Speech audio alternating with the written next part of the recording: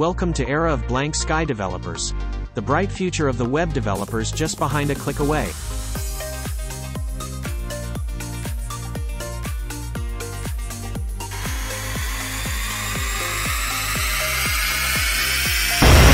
So let's begin the journey.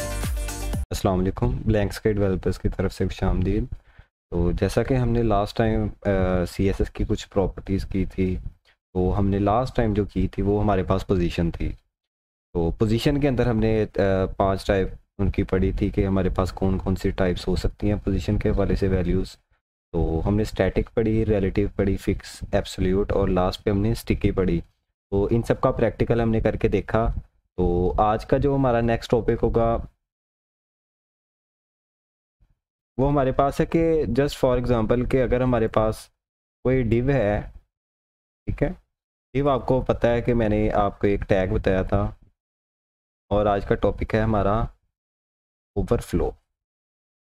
ठीक है, just for से कि मैंने एक डिव लिया, उसके अंदर मैंने लिख दिया लॉरेम, ठीक है, लेकिन इस डिव की जो है मैंने स्टाइल विड्थ मैंने दे दी इससे 50%। ठीक है, तो अब देखते हैं इसे ना आप ब्राउज़र की स्क्रीन के ऊपर ओपन करते हैं हम।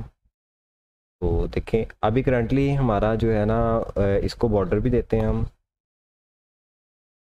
बॉर्डर मैंने दे दिया 1 पिक्सल, ठीक है, और साथ मैंने कह दिया सॉलिड मुझे चाहिए और ब्लैक। रिफ्रेश करते हैं, ज़्यादा कुछ हो गया।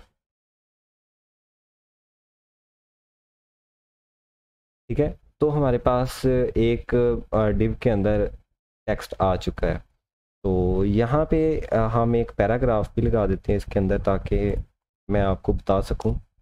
पैराग्राफ आ चुका है, ये रिफ्रेश करते हैं। ठीक है, तो हमारी ऑटोमेटिक पैडिंग भी आ चुकी है। तो ओवरफ्लो करती क्या है हमारे पास, आज का जो हमारा टॉपिक है वो है ओवरफ्लो। जस्ट फॉर से कि अगर हमारा ये टेक्स्ट स्क्रीन से बाहर जा रहा हो, जैसे मैंने आपको फर्स्ट डे दिखाया, ठीक है, तो अगर मैं ये स्टाइलिंग वैसे ही हटा दूं,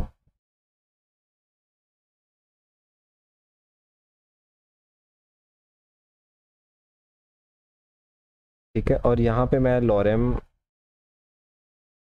500, तो यहाँ टेक्स्ट लाने के बाद देखिए करंटली अगर हम इसको अपनी ब्राउज़र की स्क्रीन के ऊपर देखें, रिफ़्रेश करें, तो वही इफेक्ट सेम का सेम मिलेगा। लेकिन अब फ़र्क क्या होगा, यहाँ पे मैं लगा रहा हूँ एक डिव, ठीक है, और उसको मैं स्टाइलिंग दे रहा हूँ, मैं दे रहा हूँ बॉर्डर मुझे चाहिए चलो 2 पिक्सल, ठीक है, देन उसके बाद मुझे चाहिए सॉलिड और साथ चाहिए मुझे ब्लैक कलर का। ठीक है, और ये डिव के अंदर मैं क्लोज़ कर रहा हूँ इस टेक्स्ट को। तो टेक्स्ट को इसके अंदर क्लोज़ करते हैं। तो अब देखिए इफेक्ट, करंटली आप कहेंगे कि ये तो बिल्कुल ठीक से है, लेकिन अब फ़र्क क्या आएगा, मैं यहाँ पे लगा रहा हूँ फ़िलहाल सेमी कॉलन, ठीक है, देन उसके बाद मैं कह रहा हूँ इसकी हाइट जो होगी डिव की, ठीक है, वो मेरे पास होगी 300 पिक्सल। रिफ्रेश किया मैंने, अब फ़र्क चेक करें। मुझे चाहिए था कि टेक्स्ट यहाँ तक आए और बाकी स्क्रॉल हो जाए, यहाँ पे मैं स्क्रॉल कर सकूँ, स्क्रीन सारी ऐसे तो ना भरे। तो मेरे पास यहाँ पे ओवरफ्लो प्रॉपर्टी यूज़ होगी। ठीक है, तो ओवरफ्लो की प्रॉपर्टी यूज़ कैसे होगी, मैंने कहा ओवरफ्लो फर्स्ट ऑफ ऑल तो हमारे पास आ गया हिडन एक वैल्यू होती है। ठीक है, ओवरफ्लो हिडन, रिफ्रेश किया तो मेरे पास जितना भी बाकी टेक्स्ट था इस डिव के बाहर वो सारे का सारा ख़त्म हो गया। मैं स्क्रॉल भी नहीं कर सकता, मुझे नहीं पता इसके नीचे क्या है। एक होता है हिडन, ये वाली, ठीक है, और दूसरी आपके पास जो वैल्यू होती है वो आप स्क्रॉल कर सकते हो। ठीक है, दूसरी वैल्यू जो होगी आपकी यहाँ पे ओवरफ्लो की वो होगी स्क्रॉल। फ़र्क क्या आया, यहाँ पे साइड पे आपका एक बार बन चुकी है, ठीक है, स्क्रॉल बार, आप यहाँ पे स्क्रॉल कर सकते हो। जितना टेक्स्ट होगा सारा का सारा इस डिव के अंदर आ गया, उसके बाद स्क्रॉलिंग ओपन हो गई है। तो ये थी आपके पास ओवरफ्लो। अब फ़र्क क्या है, यहाँ पे आपकी ये जो है ना शॉर्ट हैंड प्रॉपर्टी है अकेली ओवरफ्लो की। अगर यहाँ पे मैं ओवरफ्लो एक्स करूँ यूज़, ठीक है, रिफ्रेश किया ठीक है, तो मेरे पास करंटली कोई यूज़ नहीं। तो यहाँ पे ओवरफ्लो एक्स भी यूज़ हो सकता है, ओवरफ्लो वाई, ये दोनों को कॉम्बिनेशन जो है ना हमारे पास वो कहलाता है शॉर्ट हैंड प्रॉपर्टी। तो देखिए हमारे पास कोई इफेक्ट नहीं, क्यों? क्योंकि हमारे पास शॉर्ट हैंड प्रॉपर्टी के अंदर हमने लगाया था ये ना ओवरफ्लो, ठीक है, तो इसलिए हमारे पास ये स्क्रॉलिंग ओपन हो चुकी है। तो ये था हमारा जो टॉपिक ओवरफ्लो का।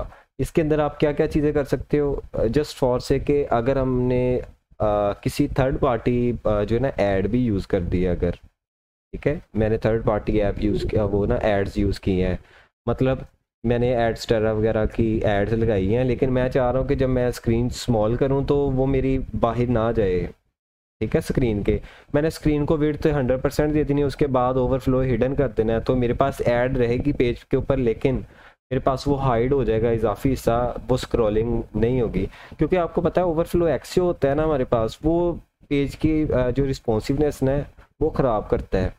तो इसलिए हम ओवरफ्लो एक्स भी यूज़ कर सकते हैं, अकेला ओवरफ्लो भी, उसमें फिर हमारे दोनों कवर हो जाते हैं, एक्स एक्सिस के अलॉन्ग भी और वाई एक्सिस के अलॉन्ग भी।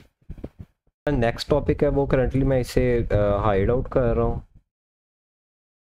मैं करंटली एक ही फाइल के अंदर सारा काम करवा रहा हूँ, ताकि अगर लास्ट पे शेयर करने की ज़रूरत पड़े तो मैं ये सारे का सारा फोल्डर आपके साथ शेयर कर सकूँ। इसी के अंदर ही सारा टॉपिक आपका कवर हो जाएगा, ठीक है। देन उसके बाद हमारे पास जो नेक्स्ट टॉपिक है वो है फ्लोट, ठीक है। मैं आपको स्टाइलिंग के अंदर फ्लोट बताऊंगा, फ्लोट होता क्या है। तो मैंने फर्स्ट ऑफ ऑल तो एक बटन बनाया, ठीक है, बटन आपको मैंने बनाना बताया था, और उसके अंदर मैंने एंकर टैग लगा दिया है जस्ट फॉर से कि https facebook.com, ये भी लगा सकते हैं, हैश भी लगा सकते हैं ताकि कोई एक्शन परफॉर्म ना हो। मैंने यहाँ पे कह दिया फेसबुक है मेरा, वो रिफ्रेश करता हूँ तो मेरे पास आ गया। अच्छा, बाय डिफ़ॉल्ट हमारे पास ये होता है लेफ़्ट साइड पे, ठीक है, बाय डिफ़ॉल्ट ये है हमारा लेफ़्ट साइड पे। तो अब बटन को जो है ना मैं स्टाइलिंग दे रहा हूँ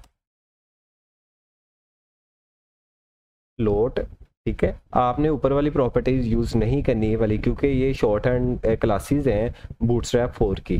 तो बूटस्ट्रैप हम इंशाल्लाह फ्रेमवर्क बाद में करेंगे, ये हमारे पास HTML CSS का कॉम्बिनेशन होता है, लेकिन जो है ना हमारे पास इसके अंदर थोड़ी सी जावास्क्रिप्ट ऑटो एम्बेड होती है। तो फ्लोट मैंने कह दिया राइट कर दो, ठीक है, फ्लोट मैंने कह दिया राइट कर दो। तो देखें हमारे पास बटन राइट साइड पे जा चुका है। तो फ्लोट की प्रॉपर्टी आपके पास डिव के अंदर अप्लाई नहीं होगी। आप डिव को अगर जस्ट फॉर से कि अगर मैं इसे कट कर रहा हूँ, ठीक है, और यहाँ पे मैं एक डिव बना रहा हूँ, मैंने डिव बनाई, ये क्लास उसे दे दी स्टाइलिंग, ठीक है, और बटन इसके अंदर रख दिया, अब भी तो जाना चाहिए, ठीक है। तो हो गया ना, तो आप डिव को स्टाइल कर सकते हो, लेकिन तब तक कर सकते हो जब तक इसके अंदर एक बटन है, ठीक है ना। अगर मैं यहाँ पे फॉर से कि मैं एक और डिव बना रहा हूँ, डिव के अंदर मैंने लगा दिया H1 और यहाँ पे हेलो लिख दिया, रिफ्रेश करते हैं तो हमारे पास सारे का सारा टेक्स्ट जो है वो राइट साइड पे शिफ्ट हो चुका है। मींस कि हमने पेरेंट डिव को जो था ना स्टाइलिंग दी थी कि दाईं तरफ चले जाओ, तो हमारे पास बाय डिफ़ॉल्ट जो होती है वो हमारे पास लेफ़्ट होती है, तो हम लेफ़्ट भी कर सकते हैं, लेकिन वो हमारे स्टाइलिंग लगाने की ज़रूरत नहीं होती, ठीक है। तो ये थी हमारे पास फ्लोट प्रॉपर्टी। पास से नेक्स्ट टॉपिक है उसकी तरफ चलते हैं।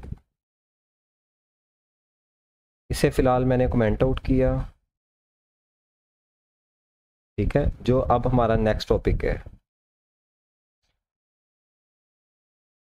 वो हमारा है अलाइन का, ठीक है। अलाइन मैंने कुछ आपको बताया भी था टेक्स्ट के बारे में कि टेक्स्ट को अलाइन कैसे करते, जब मैंने इनलाइन स्टाइलिंग आपको बताई थी, अभी भी फ़िलहाल इनलाइन है।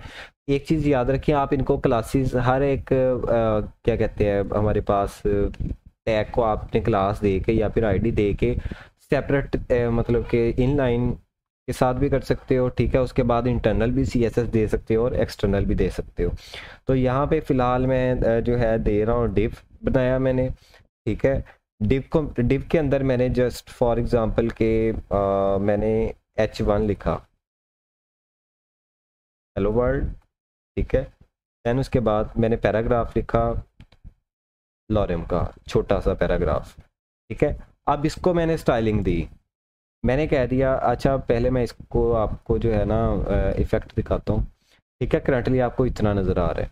मैंने क्या कहा कि मुझे बॉर्डर बना दो 2 पिक्सल का, ठीक है, सॉलिड हो और साथ ब्लैक हो। इफ़ेक्ट सेम वही जो हमने आपको पहले दिखाया। फ़र्क क्या है आपको, वैसे मैंने अलाइनमेंट पहले दिखाई हुई है, अगेन से ये पूरा टॉपिक मैं करवा रहा हूँ। अलाइन आ चुका है, ठीक है। अब यहाँ पे हमने कहा कि मुझे विड्थ जो चाहिए वो मेरे पास 50% चाहिए। रिफ्रेश किया तो मेरे पास अंदर वाला टेक्स्ट तो आपको पता है कि मेरे पास एडजस्टेबल है। स्मॉल स्क्रीन पे गए तो उसने विड्थ 50% ही ली, ठीक है। तो अब देखें, अब यहाँ पे जो मैं कह रहा हूँ कि मुझे जो एक और एक्स्ट्रा प्रॉपर्टी चाहिए वो मेरे पास क्या होगी, अलाइन की। लेकिन अलाइन हम किसे कर रहे हैं, हम टेक्स्ट को अलाइन नहीं कर रहे, ठीक है। यहाँ पे मैं अलाइन टेक्स्ट कर दूँ, ठीक है, और सॉरी टेक्स्ट अलाइन मैंने कह दिया मुझे सेंटर चाहिए। रिफ्रेश किया, मुझे टेक्स्ट तो सेंटर में मिल गया, लेकिन क्या हमारा डिव सेंटर में गया है? तो उसके लिए जो है मैंने आपको बताया था कि हमें ये अलाइन टेक्स्ट की ज़रूरत नहीं है। हमें जो चाहिए वो हमारे पास होगा मार्जिन, ठीक है। हमारा लेफ्ट और राइट से मार्जिन कितना होना चाहिए, बराबर, दोनों साइड से बराबर, ऑटो का मतलब है, ठीक है। मैंने मार्जिन कह दिया बराबर है मेरा ऑटो, तो मेरे पास दरमियान में आ चुका है, ठीक है। तो ये था हमारे पास डिव को या फिर किसी कंटेनर को सेंटर में लाने का तरीका। तो इसके अलावा क्या हम कर सकते हैं, मैंने आपको टेक्स्ट अलाइनमेंट भी बताई थी, ठीक है, तो वो भी आप यहाँ पे अप्लाई कर सकते हैं। असल में अभी जो है ना हम सिर्फ और सिर्फ टॉपिक अलग अलग कर रहे हैं, तो इंशाल्लाह जब हम पूरा प्रैक्टिकल करेंगे, पूरी एक वेबसाइट बनाएंगे, जब हमारा फ्रंट एंड कंप्लीट होगा, तो हम जो है ना फिर ये अप्लाई करके दिखाएंगे पूरी वेबसाइट के ऊपर कि हम ये कैसे कैसे करते हैं। तो तब तक हमारे साथ जुड़े रहिएगा, ठीक है। तो आज के लिए बस इतना ही, इंशाल्लाह मिलते हैं नेक्स्ट वीडियो के अंदर। अल्लाह हाफिज़। Thank you for watching. Don't forget to like, comment, and subscribe our channel.